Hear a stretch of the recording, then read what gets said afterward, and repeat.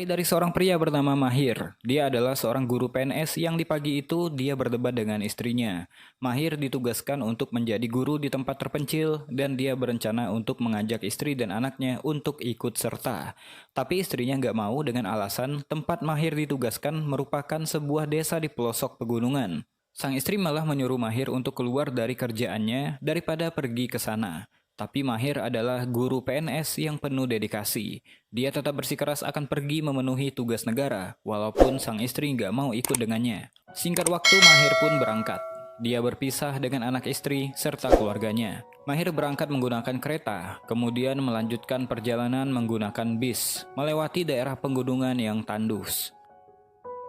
Berjam-jam perjalanan, Mahir pun sampai di pemberhentian terakhir. Dia kaget karena sejauh mata memandang cuman pegunungan.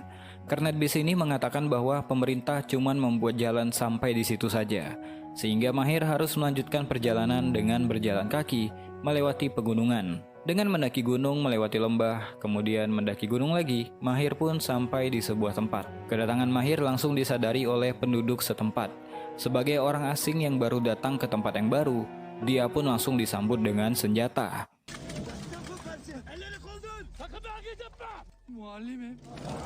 Tapi ketika dia bilang bahwa dia adalah seorang guru, mereka pun langsung kalem.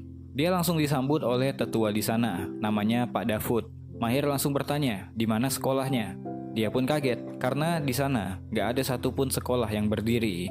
Kedatangannya malah membawa harapan pada rakyat yang dilupakan sama negara. Mereka berpikir dengan kedatangan seorang guru, maka pemerintah akan mendirikan sekolah, membangun jalan, air, dan juga listrik.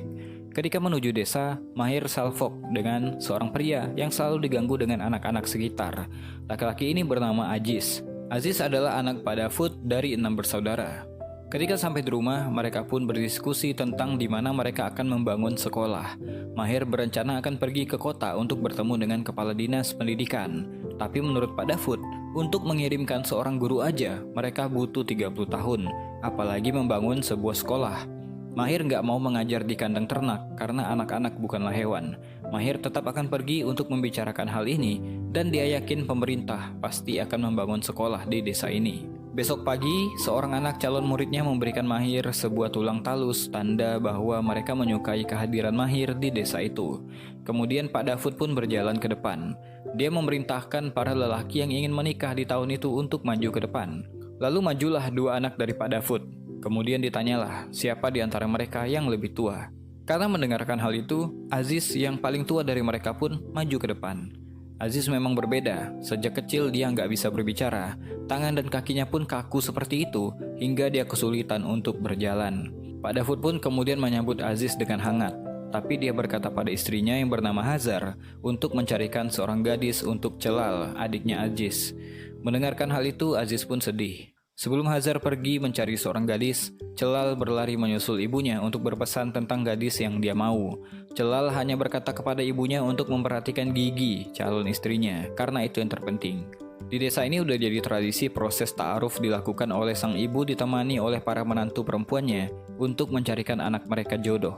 Proses pencarian pun dimulai. Seorang calon menantu akan datang membawakan air minum untuk calon ibu mertua. Kemudian, Hazar dan para menantunya akan mengetes gadis itu. Hazar bertanya tentang surah Al-Baqarah, dan gadis ini pun mampu menjawab bahkan melafalkannya. Ketika ditanya tentang memasak pun, gadis bernama Soleha ini pun mampu menjawab layaknya Chef Renata jelasin resep masakan. Fasulyeleri akşamdan suyun içine koyarak üstüne kadar suyla doldurup pişiririmdir. Afiyet olsun. Selanjutnya dia pun disuruh berjalan di atas tali untuk melihat sisi anggunnya. Selanjutnya Hazar menanyakan kabarnya supaya dia bisa melihat gigi dari gadis ini. Sayangnya, syarat gigi bagus yang diminta Celal tidaklah ada di diri Soleha. Tapi Hazar pun membuat keputusan. Karena Soleha mengerti Al-Quran dan tahu cara memasak, maka dia dipilih untuk menjadi calon pengantin wanita, bukan dari fisiknya. Ketika giliran calon pengantin pria yang ditanya, Hazar dan menantunya pun langsung membusungkan dada dan mengatakan dengan bangga tentang sosok Celal. Singkat cerita, pernikahan pun langsung dilakukan dengan adat mereka. Sebelum bertemu istrinya, Celal disemangati oleh saudara-saudaranya bahwa istrinya adalah pilihan terbaik ibu mereka untuk Celal. Ketika bertemu dan berkenalan, dia pun memuji kecantikan istrinya, kecuali gigi istrinya itu. Keesokan harinya, ketika Pak Dafud akan pergi bersama Mahir ke kota, Aziz mengejar mereka. Bozat, abangnya pun kemudian menyusul dan menenangkan Aziz. Kondisinya yang gak bisa berbicara membuat ayahnya selalu berdoa untuk bisa mengerti apa yang Aziz katakan. Menurut Pak Dafud, Aziz sudah dibawa ke dokter, bahkan ke seorang syekh. Tapi mereka gak tahu cara mengobatinya. Aziz cuma sering berbicara dengan kudanya. Setelah perjalanan yang panjang, mereka pun bertemu dengan kelompok perampok. Dengan kuda dan senjata mereka pun berjalan menuju Pak Dafud dan Mahir. Ternyata mereka adalah pemuda kampung Pak Dafud. Walaupun mereka memegang senjata, mereka bukanlah perampok seperti kabar yang Mahir dengar. Pak Dafud memanggil mereka dengan sebutan singa-singa gunung dan mereka nggak pernah mencuri dari orang. Singkat waktu mereka pun sampai di dinas pendidikan. Tapi pada tahun itu situasi negara sedang kacau dan negara lagi dijalankan oleh militer dan nggak ada yang bisa kepala dinas ini lakukan. Dia cuma menyarankan pada Mahir, jika ingin pulang ke kotanya, itu bisa dilakukan. Tidak ada gedung sekolah bisa jadi alasan yang dibenarkan. Sepulang dari sana, Pak Dafud pun sedih. Bagaimana nasib anak-anak di desanya yang udah berharap akan mendapatkan pendidikan. Mahir pun gak bisa berkata apa-apa lagi, karena ini semua memang di luar kehendaknya. Di penginapannya, Mahir memikirkan kembali perkataan Pak Dafud tentang nasib anak-anak di desa. Bagaimana mereka bisa maju jika mereka nggak menempuh pendidikan yang layak. Apalagi udah puluhan tahun masyarakat di sana nggak pernah merasakan bangku sekolah. Besok paginya Mahir membuat rencana. Pertama-tama dia menemui Pak Dafud dan rekannya untuk mengatakan bahwa dia akan berusaha untuk tetap tinggal. Selanjutnya dia pun menelpon istrinya bahwa dia dalam masalah besar. Dia berkata bahwa dia disandera oleh para bandit dan meminta istrinya mengirimkan sejumlah uang. Bahkan dia melarang istrinya untuk memberitahukan pada polisi. Setelah menjalankan misinya itu, dia pun kembali kepada Pak Dafud dan mengabari bahwa mereka akan membangun sekolah karena dia udah punya uang untuk membeli semen dan besi. Waktu pun berlalu, ketika itu mereka langsung memulai untuk membangun gedung sekolah. Di saat yang bersamaan datanglah para singa gunung. Kedatangan mereka untuk membantu membangun gedung sekolah supaya lebih cepat. Sementara itu, Aziz masih aja diganggu oleh anak-anak di kampung itu. Mereka memukul-mukul Aziz dengan ranting pohon. Mahir udah lama memperhatikan Aziz, hanya saja dia masih belum mengerti apa yang bisa dia lakukan untuk Aziz. Dengan bantuan banyak orang, pembangunan sekolah ini pun lebih cepat dari yang diperkirakan.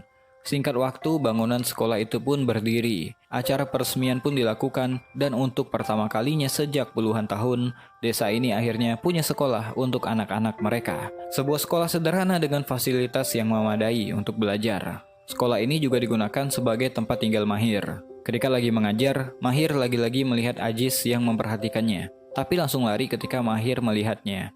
Suatu pagi, anak-anak sekolah lagi-lagi mengganggu Aziz. Melihat hal itu, Mahir pun langsung bertindak, mendatangi mereka dan mengatakan bahwa dia nggak mau lagi melihat anak-anak muridnya mengganggu Aziz. Dia pun mengajari anak-anak itu untuk menghormati Aziz, karena walau bagaimanapun, Aziz adalah orang yang lebih tua. Setelah kejadian itu, dia mencoba untuk mengajak Aziz masuk ke dalam. Tapi Aziz malah pergi karena malu. Ketika malam hari pun juga sama. Aziz mendatangi sekolah itu, tapi karena nggak bisa mengutarakan apa yang dia inginkan, dia pun memilih pergi. Suatu hari, Hazar heran kenapa kudanya Aziz pulang sendiri. Ternyata Aziz nggak kembali ke rumahnya pada saat itu. Dia pun khawatir dan mencari Aziz di mana-mana. Celal dan saudara-saudaranya pun diberitahu dan disuruh mencari Aziz. Mereka mencari Aziz di mana-mana, hingga Celal datang memberitahu Pak Dafud bahwa Aziz ternyata pergi dan belajar di sekolah. Mereka pun melihat Aziz tengah diajarkan menulis. Mahir mengajak Aziz untuk datang ke sekolah setiap hari. Melihat hal tersebut, Pak Dafud pun menangis dan bersyukur. Dengan sabar, Mahir mengajari Aziz. Bahkan sekecil apapun Aziz melakukan sesuatu, dia memberikan apresiasi supaya Aziz percaya diri. Ketika diantar pulang, Aziz pun disambut dengan tepuk tangan oleh para saudaranya. Dia mendapatkan dukungan positif dari para keluarga. Mahir sering mengajak Aziz untuk menginap di sekolah, supaya dia bisa mengajari Aziz lebih intens lagi. Singkat waktu berlalu, musim dingin pun datang. Aziz pun membangunkan Mahir dari tidurnya. Mahir senang banget karena di kotanya nggak pernah turun salju. Terlebih Aziz yang juga senang dengan musim dingin. Walaupun udara dingin, sekolah tetap dilaksanakan. Cerita lain datang dari seorang anak bernama Gafur. Dia adalah cucunya Pak Dafud. Ayahnya bernama Kemilo, salah seorang anggota singa gunung yang hanya kembali ke desa ketika musim dingin. Camilo adalah anak tertua Pak Dafud. Dia terpaksa membunuh seseorang yang menzalimi Pak Dafud di depan umum. Karena hal tersebut terpaksa dia meninggalkan anak dan istrinya untuk bersembunyi di gunung. Pak Dafud pun kemudian langsung membawanya melihat Gafur yang udah bersekolah. Ketika Mahir keluar menghampiri mereka, Pak Dafud langsung mengucapkan terima kasih pada Mahir karena udah mengubah Aziz menjadi lebih baik. Camilo juga mengatakan walaupun para orang tua nggak bisa sekolah, paling tidak anak-anak mereka bisa sekolah dan dia berterima kasih untuk itu. Ketika malam hari, istri Camilo memohon pada suaminya untuk menyerah saja. Dia berkata nggak bisa hidup seperti ini dan nggak tega membiarkan Gafur tumbuh tanpa sosok seorang ayah. Tapi Camilo membela dirinya bahwa yang dia lakukan cuma memerangi ketidakadilan. Tapi masalahnya dia udah pergi selama 10 tahun ke gunung dan menurut sang istri itu udah cukup. Keesokan paginya, Pak Dafud memberikan saran dengan berkata pada Camilo bahwa memerangi keadilan memang penting, tapi jangan juga melupakan keluarga. Terlebih lagi Gafur anaknya. Musim dingin ini akan menjadi musim dingin terakhir bagi Camilo. Setelah musim dingin usai, dia pun menyerahkan diri untuk menjalani proses hukum. Tentu aja semua warga di sana sedih melepas kepergian Camilo yang dibawa oleh polisi. Kehidupan pun berlanjut. Kali ini Hazar sang ibunda pergi mencarikan anaknya yang bernama Faizo, seorang istri. Sama seperti Celal, Faizo punya kriteria khusus untuk calon istrinya.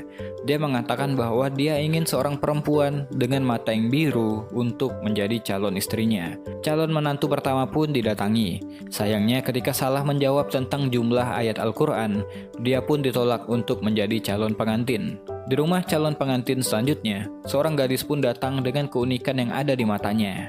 Walaupun tidak berwarna biru seperti yang Faizo mau, gadis ini mengerti Al-Quran dan juga memasak. Gadis ini juga nggak bisa berjalan lurus, namun bagi Hazar itu nggak masalah. Karena semua itu terjadi atas kehendak Tuhan. Yang terpenting, karena dia mengerti Al-Quran dan tahu cara memasak, dia pun terpilih menjadi calon pengantin. Ketika ditanya tentang sosok pengantin pria, Hazar dan para menantunya pun membusungkan dada. Dengan bangga menceritakan sosok Faizo. Pernikahan pun dilakukan. Faizo sangat senang menyambut pengantinnya. Seperti biasa sebelum menemui istrinya, para saudara memberitahu kalau istrinya luar biasa dan sempurna. Tapi ketika bertemu dengan istrinya, Faizo tetap menerima apapun yang dipilihkan oleh ibunya, walaupun gak sesuai request. Suatu hari Pak Dafud dan anak-anaknya pergi ke kota karena Camilo akan menjalani persidangan atas pembunuhan yang dia lakukan. Dia pun divonis 24 tahun penjara, tapi karena dia terprovokasi melakukannya, hakim pun memberikan keringanan menjadi 4 tahun penjara saja. Waktu yang cukup sebentar dibandingkan harus bersembunyi selamanya di gunung. Ketika berada di luar, seseorang yang baru aja dibebaskan mau dibunuh oleh orang yang udah menunggunya di luar. Orang itu mungkin masih menaruh dendam hingga dia mau menghabisinya. Tapi dengan cepat Pak Dafud pun menolong orang itu hingga nyawanya pun berhasil selamat. Orang itu pun langsung menghampiri Pak Dafud dan berterima kasih. Karena dia berhutang nyawa, dia pun menyuruh Pak Dafud untuk meminta sesuatu. Tapi langsung ditolak dan Pak Dafud menyuruhnya pulang saja. Tapi bapak yang bernama Isa ini nggak mau pergi begitu aja, karena tanpa Pak Dafud, dia pasti mati. Dia pun kemudian kembali lagi dan bertanya, apakah Pak Dafud punya anak yang belum menikah? Karena Pak Isa berniat memberikan anak perempuannya untuk dinikahi. Pak Dafud pun langsung berkata bahwa anaknya cacat. Jadi dia memperingatkan Pak Isa sebelum membuat keputusan. Pak Isa berkata, tidak masalah selama hatinya tidak cacat. Pak Isa menyuruh Pak Dafud mengirim keluarganya untuk persiapan dan putrinya sekarang udah menjadi milik Pak Dafud. Ketika pulang ke desa, Pak Dafud langsung mengabari Aziz bahwa dia akan menikah. Aziz pun terharu dan menangis mendengarkan bahwa ibunya akan menjemput gadis itu untuknya. Tak pernah terpikir akan ada jodoh untuk Aziz. Bahkan orang tuanya pun gak pernah mencarikannya seorang gadis. Tapi gak ada yang bisa menentang kehendak Tuhan. Ketika Tuhan berkehendak, maka gak ada yang mustahil. Tuhan akan memberikan jalan keluar dari arah yang gak disangka-sangka. Gak seperti yang sudah-sudah, kedatangan Hazar dan para menantunya bukan untuk mengetes calon pengantinnya. Karena kedua belah pihak sudah sepakat, maka kedatangan ini hanya untuk perkenalan. Seorang gadis bernama Misgin pun masuk. Seorang gadis yang cantik dengan senyum manis, rambutnya panjang terurai, dan yang paling penting, dia penghafal Al-Quran dan pandai memasak. Bahkan Hazar gak bisa berkata apa-apa setelah melihat Misgin. Dia pun menangis sampai gak akan menanyakan apa-apa lagi pada Misgin. Tak bisa mereka membusungkan dada mereka ketika pihak perempuan bertanya tentang sosok Aziz, calon pendamping Misgin. Tak ada yang bisa dibanggakan selain berkata bahwa anaknya punya kelainan. Hari pernikahan pun tiba. Miskin diantar oleh rombongan Pak Isa. Ketika melihat sosok Aziz yang berdiri didampingi oleh Pak Dafud di atas, gak ada penyesalan dari mereka. Semuanya memang udah menjadi kehendak Allah. Miskin pun dihibur oleh para menantu yang lain dan juga Hazar, ibu mertuanya. Hazar mengingatkan bahwa ini semuanya udah takdir. Allah menciptakan Aziz seperti itu pun udah menjadi ketentuannya.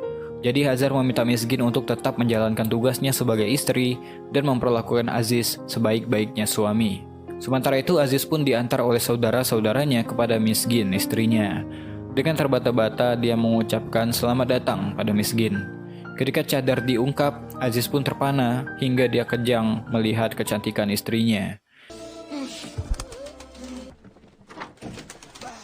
Abi ne oldu? Vallahi yenge seni kim görse abiyle tutulur demek ki Aziz abim de dayanamadı. Miskin mulai menjalankan tugasnya sebagai istri. Dia memandikan Aziz dan mengurusnya dengan sangat baik. Setelah bulan madu selesai, Aziz pun kembali ke sekolah. Di hadapan mertua dan menantu yang lain, Miskin bahkan berkata kalau nggak usah mengkhawatirkan Aziz lagi karena dia yang akan mengurusnya. Tapi cobaan tentunya datang bagi orang baik. Miskin mulai mendengarkan gibahan dari para tetangga. Dia dikasihani karena mendapatkan suami yang cacat. Para ibu-ibu bahkan gak ngotak dengan berkata kalau dia akan bunuh diri jika dinikahkan dengan pria seperti Aziz. Hal itu tentunya membuatnya sedih. Aziz juga demikian. Dia dibully oleh para pria yang iri kenapa orang cacat seperti Aziz malah mendapatkan wanita secantik Miskin. Dalam diri Aziz berkecamuk. Dia gak pernah meminta dilahirkan seperti ini karena semuanya udah kehendak Tuhan. Ketika malam hari di kamar, Aziz mencoba untuk menghibur istrinya sebisa yang dia lakukan. Walau Aziz nggak bisa bicara banyak. Suatu hari dari kejauhan, Aziz melihat istrinya dibully oleh ibu-ibu yang lain. Miskin pun berkata pada Aziz kalau dia udah nggak tahan, dan kemudian berlari pulang ke rumah. Sesampainya di sana, dia pun mengutarakan kesedihannya pada mertua. Sementara itu, Aziz yang sedih dan juga kesal memutuskan untuk pergi dengan kudanya. Dia pergi ke tepi tebing, berniat untuk bunuh diri. Dia kesal karena kondisinya membuat Miskin dibully.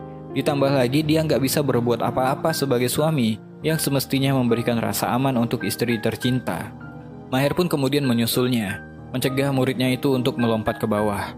Mahir menyuruh Aziz untuk menceritakan kepadanya dengan menuliskan semua hal yang membuatnya sedih, supaya dia bisa membacanya. Sesampainya di sekolah, Aziz pun kemudian curhat pada Mahir melalui tulisan.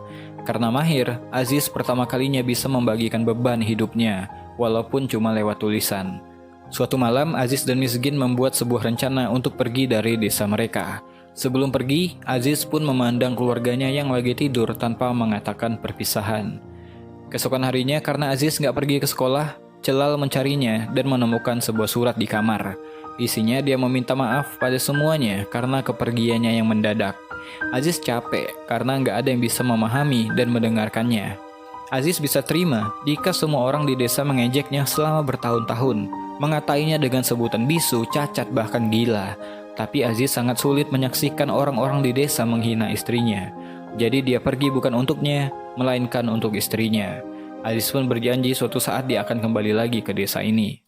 Waktu pun berlalu. Setelah anak-anak melaksanakan ujian, tugas Mahir pun selesai. Dia kemudian pamit pulang kepada semua warga desa. Dia juga nggak tahu kapan lagi bisa kembali ke desa ini. Dia berdoa semoga anak-anak di sana bisa melanjutkan pendidikan hingga meraih cita-citanya dan membangun desa. Gak lupa dia menyerahkan rapot dan gambar yang Aziz buat kepada Pak Dafud. Sen oldu. Ben fazla konuşamam. Mahir, seorang guru yang punya dedikasi tinggi ini pun kemudian meninggalkan desa yang udah dia bantu pendidikannya.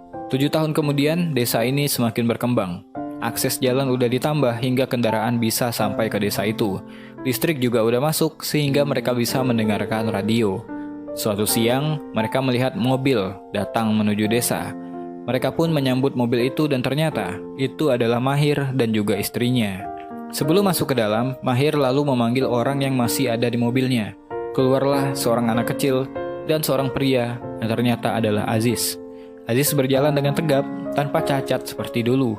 Bahkan dia bisa bicara dengan lancar karena di tangan sang istri, Aziz punya motivasi untuk sembuh. Bu sensin. Benim baba. Konuşuyorsun. Şükür ya Rabbim. Hepinizi çok özledim. Ameliyat oldu. Yok lan. Ben karıma aşık oldum. Saat ini Aziz dan istrinya hidup bahagia di Istanbul, Turki dengan 3 anak dan cucu-cucunya. Apa yang dilakukan Mahir dengan pendidikan di desa tertinggal ketika dia ditugaskan di sana, apa yang Pak Dafud dan istrinya ajarkan kepada anak-anaknya, apa yang dilakukan Miskin dengan keikhlasan dan keteguhan hatinya menerima Aziz, sehingga Aziz bisa berubah, mengajari kita satu hal, bahwa kita nggak akan bisa menentang kehendak Tuhan. Mungkin hidup kita nggak berjalan sesuai dengan apa yang kita mau dan yang kita bayangkan, tapi yakinlah bahwa hidup kita pasti berjalan seperti yang Tuhan rencanakan, karena Dia adalah sebaik-baiknya pembuat rencana. Tugas kita hanyalah berjuang dan berdoa hingga kita bisa meraih kemenangan yang terbaik untuk diri kita sendiri dari arah yang gak disangka-sangka. Mungkin itu aja buat video kali ini. Saya Besa Putra. To be continue. Jangan bosan jadi orang.